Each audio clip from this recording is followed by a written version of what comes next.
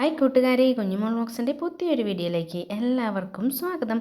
അപ്പോൾ നമ്മൾ അടിപൊളി ഒരു ടിപ്സിൻ്റെ വീഡിയോ ആയിട്ടാണ് കേട്ടോ ഇന്ന് വന്നിട്ടുള്ളത്. നമ്മൾ എന്താ കാണിക്കുന്നതെന്ന് വെച്ചാൽ ഇന്ന് നമ്മളെ അടുക്കളയിലെ വാഷ് ബേസിൻ ഒരു അടിപൊളി സാധനം വെച്ച് ക്ലീൻ ചെയ്യുന്ന ഒരു വീഡിയോ ആണ് കേട്ടോ. അപ്പോൾ നമ്മുടെ ഈ വാഷ് ബേസിൻ നമ്മൾ ഈ അടുക്കളയിലുള്ളതാണ് കേട്ടോ, അടുപ്പിൻ്റെ ഭാഗത്തുള്ള അടുക്കളയിലുള്ളതാണ്. അതായത് മറ്റേ ഗ്യാസ് അടുപ്പിൻ്റെ ഭാഗത്ത്. അപ്പോൾ അങ്ങനെ അധികം ഉപയോഗിക്കാറില്ല. ഇടയ്ക്കൊന്ന് കൈ കഴുകാൻ മാത്രമാണ് നമ്മളത് ഉപയോഗിക്കുകയുള്ളൂ. വല്ല പാത്രം മോറലൊന്നും നമ്മൾ ഇതിലില്ല. നമ്മൾ പുറത്ത് നമുക്കൊരു വാഷ് ബേസ് ഉണ്ട്, അവിടെയാണ് നമ്മളധികം ഇത് ഉപയോഗിക്കാറ് കേട്ടോ. പിന്നെ ഈ പൈപ്പിൻ്റെ ഈ സംഭവങ്ങളിലൊക്കെ നല്ലോണം തുരുമ്പ് വന്നിട്ടുണ്ട്. ഇടയ്ക്ക് ഈ വെള്ളം തുള്ളിയും കാര്യങ്ങളൊക്കെ ആയിട്ടാണ് തുരുമ്പ് വന്നിട്ടുള്ളത്. അപ്പോൾ നമുക്കിതൊന്ന് ക്ലീൻ ചെയ്യുന്ന വീഡിയോ ആണ് കേട്ടോ നമ്മൾ ഇന്ന് കാണിക്കുന്നത്. അപ്പോൾ നമ്മുടെ വീഡിയോ നിങ്ങൾക്ക് ഇഷ്ടമാവുകയാണെങ്കിൽ നിങ്ങളൊന്ന് സബ്സ്ക്രൈബ് ചെയ്ത് കൂട്ടാക്കാൻ മറക്കല്ലേ കേട്ടോ. അപ്പോൾ നമ്മളൊരു അടിപൊളി ടിപ്പാണ് ഉപയോഗിക്കുന്നത്. വീട്ടിലുള്ള സാധനങ്ങൾ വെച്ച് മാത്രമാണ് നമ്മൾ ചെയ്യുന്നത്. ആദ്യം നമ്മളതേ തുണി കഴുകുന്ന ഒരു ലിക്വിഡ് എടുത്തിട്ടുണ്ട്. പിന്നെ ഇതാ 1 ടീസ്പൂൺ ഉപ്പുപൊടി എടുത്തിട്ടുണ്ട്. പിന്നെ അതേ 1 മുറി ചെറുനാരങ്ങ എടുത്തിട്ടുള്ളൂ കേട്ടോ. ഇത്ര സാധനങ്ങൾ മാത്രം മതി നമുക്ക് ഈ സംഭവം ഒന്ന് ക്ലീൻ ചെയ്യാൻ വേണ്ടിയിട്ട്. ചെറുനാരങ്ങയ്ക്ക് പകരം നിങ്ങൾക്ക് വിനാഗിരി വേണമെങ്കിൽ എടുക്കാം കേട്ടോ, ഒരു കുഴപ്പമില്ല. അപ്പോൾ നമ്മൾ ചെറുനാരങ്ങയുള്ള കാരണം 1 മുറി ചെറുനാരങ്ങ നന്നായിട്ട് പിഴിഞ്ഞൊഴിച്ചു. എന്നിട്ട് ഇതിൻ്റെ തോട് കളയേണ്ട, അത് നമുക്ക് ആവശ്യമുണ്ട്. എന്നിട്ട് ജസ്റ്റ് ഒരു ബ്രഷ് എടുത്തിട്ട് നന്നായിട്ട് അതൊന്ന് ഈ ലിക്വിഡ് ഒന്ന് മിക്സ് ചെയ്യാം കേട്ടോ. ഇപ്പോൾ ഈ വാഷ് ബേസിൻ ക്ലീൻ ചെയ്യാൻ നമുക്ക് പല വിധത്തിലുള്ള സാധനങ്ങളും നമുക്ക് വിപണിയിൽ കിട്ടും കേട്ടോ.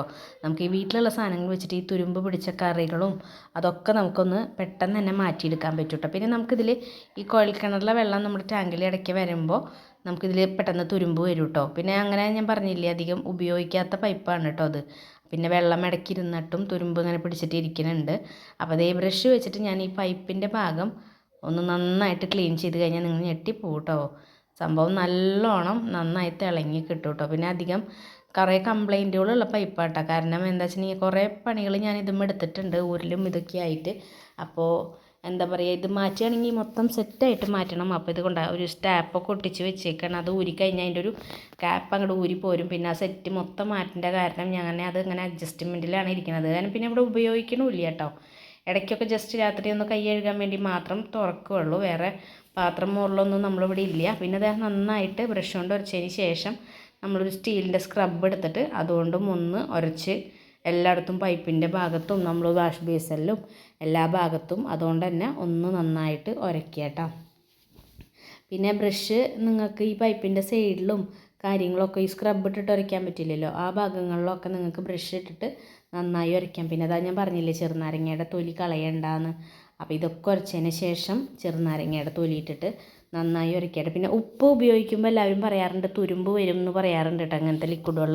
പക്ഷേ ഉപ്പിടുമ്പോൾ തുരുമ്പ് വരില്ല. നമ്മൾ ഇത് നന്നായി ഈ സാധനം നന്നായി ഉരച്ച് കഴുകിയതിന് ശേഷം നന്നായിട്ട് വെള്ളം ഒഴിച്ച് കഴുകി കളയണം കേട്ടോ. ഉപ്പിൻ്റെ അംശം എവിടെയെങ്കിലും ഇരുന്നാൽ നമ്മളെന്തായാലും തുരുമ്പ് വരും. അപ്പോൾ ഉപ്പിൻ്റെ അംശം മൊത്തമായിട്ട് പോയാലാണ് നമ്മുടെ ഈ വാഷ് ബേസിൻ ക്ലീൻ ആവുള്ളൂ കേട്ടോ. എവിടെയെങ്കിലും ഉപ്പിൻ്റെ അംശം ഇരുന്നുണ്ടെങ്കിൽ ആ ഭാഗത്ത് എന്തായാലും തുരുമ്പ് വരും. അപ്പോൾ നിങ്ങൾ എന്തായാലും ശ്രദ്ധിച്ചോളൂ, നിങ്ങൾ ഈ ലിക്വിഡ് ഇടുന്ന ഭാഗത്ത് നന്നായി കഴുകി കളഞ്ഞോളൂ കേട്ടോ. നമ്മുടെ മൊത്തം നമ്മൾ ഉണ്ടാക്കിയിട്ടുള്ള ലിക്വിഡ് മൊത്തം ഒഴിച്ചിട്ട് പിന്നെ വെയിറ്റ് ചെയ്യുന്ന പരിപാടിയൊന്നും ഇല്ല കേട്ടോ. നമ്മളൊരു 1 മിനിറ്റ് കൊണ്ട് നമുക്ക് പരിപാടി കഴിയും.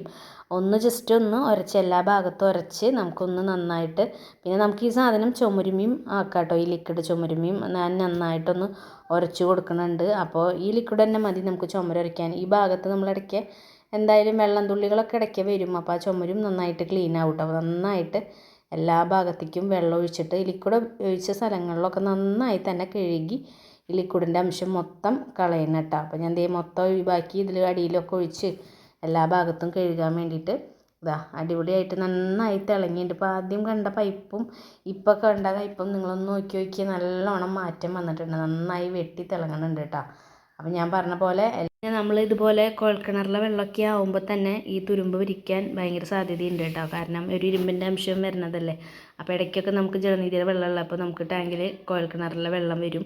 അപ്പോൾ അങ്ങനെയാണ് കേട്ടോ കൂടുതലും ഇങ്ങനെ തുരുമ്പ് വരാൻ കാരണം. പക്ഷേ വാഷ് ബേസിനിലൊന്നും തുരുമ്പില്ല. ഈ പൈപ്പിൻ്റെ ചില ഭാഗങ്ങളിലാണ് തുരുമ്പ് വന്നിട്ടുള്ളത്.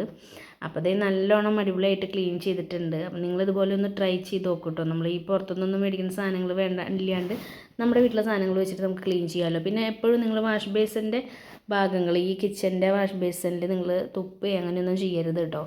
അപ്പോൾ പരമാവധി നമ്മളിവിടെ അത് ഉപയോഗിക്കാറില്ല കേട്ടോ. കാരണം എന്താ വെച്ചിട്ടുണ്ടെങ്കിൽ ഇത് നമ്മുടെ ശരിക്കും മെയിൻ കിച്ചണിലാണ് കേട്ടോ ഇങ്ങനെ ഒരു വാഷ് ബേസിൻ ഉള്ളത്. പിന്നെ പുറത്ത് നമുക്ക് വർക്കേരിയോട് ചേർന്നിട്ട് നമുക്കൊരു കൊട്ടത്തളം ഉണ്ട് കേട്ടോ. അപ്പോൾ അവിടെയാണ് നമ്മൾ പാത്രം കൂടുതലും മോറലും കാര്യങ്ങളും ഉണ്ടാവുക കേട്ടോ.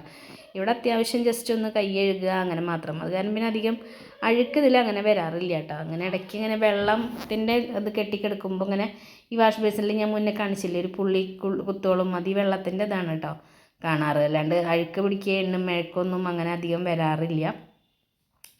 അപ്പോൾ എന്തായാലും എൻ്റെ വീഡിയോ വൈൻഡപ്പ് ചെയ്യാറായിട്ടുണ്ട്. പിന്നെ നിങ്ങൾ പ്രത്യേകം ശ്രദ്ധിക്കണം, ഇവിടെ ഈ അരിഭാഗത്തൊക്കെ വെള്ളം ഒഴിച്ച് കഴിഞ്ഞിട്ടുണ്ടെങ്കിൽ നിങ്ങൾ നന്നായിട്ട് ഒരു നല്ല ഉണങ്ങിയ തുണി ഉപയോഗിച്ചിട്ട് നന്നായിട്ട് മുക്കി പിഴിഞ്ഞ് അങ്ങോട്ട് തുടയ്ക്കണം കേട്ടോ. ഒട്ടും വെള്ളത്തിൻ്റെ അംശം നിൽക്കാൻ പാടില്ല കേട്ടോ. അങ്ങനെ എന്തെന്നാൽ തന്നെ നന്നായി പൂപ്പൽ വരും ചെയ്യും. ഇങ്ങനെ പുള്ളിയും കുത്തും പോലെ ഇരിക്കും. കണ്ട ഇപ്പോൾ ആദ്യത്തെ പൈപ്പും ഇപ്പം നമ്മൾ ക്ലീൻ ചെയ്ത പൈപ്പും ഒന്ന് കണ്ടു നോക്കി നോക്ക്, എന്താ മാറ്റം എന്നറിയാം നിങ്ങൾക്ക്. എന്തായാലും നിങ്ങൾ ഞെട്ടിപ്പോകും. ഇപ്പോൾ നമ്മുടെ സിങ്ക് കണ്ടില്ലേ നല്ലോണം വെട്ടി തിളങ്ങിയിട്ടുണ്ട്. അപ്പോൾ ഇത് സംഭവം നമ്മുടെ വീട്ടിലുള്ള സാധനങ്ങൾ മാത്രം മതി.